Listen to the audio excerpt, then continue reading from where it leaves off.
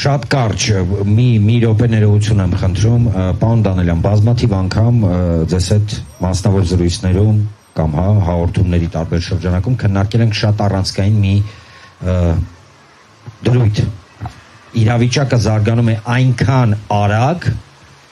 Հայաստանի շուրջ եւ Հայաստանի ներսում, որ ֆիզիկապես չեմ ասում,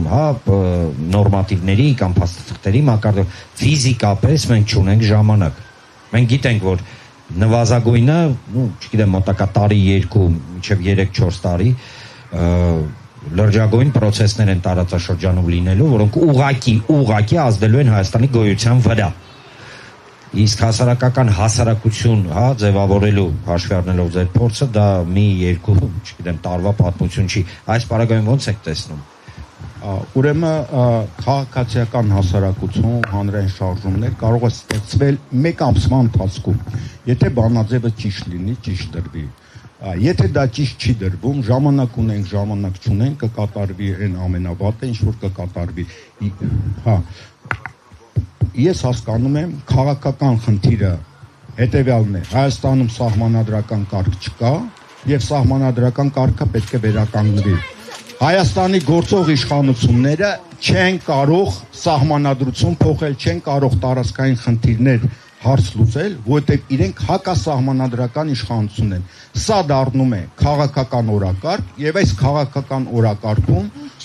արդեն կարող են սկսվել process-ները եւ ես կարծում եմ հենց դա այն բանաձևն է, որը կարող է հանրությանը միավորել։ Շնորհակալություն։ Կներեք, ես մի ոչ թե հարց, բայց մի առաջարկություն հարց։ Շուտով լինելու են տեղական ընտրական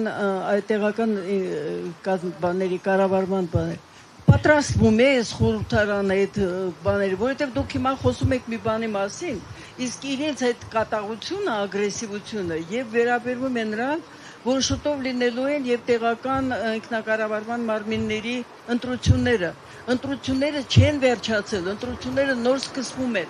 Արդյոք ահա եւ այս խորհուրդը եւ քաղաքական ուժերը լուրջ պատրաստվում են այդ գործընթացին, որովհետեւ դուք մի մտածեք,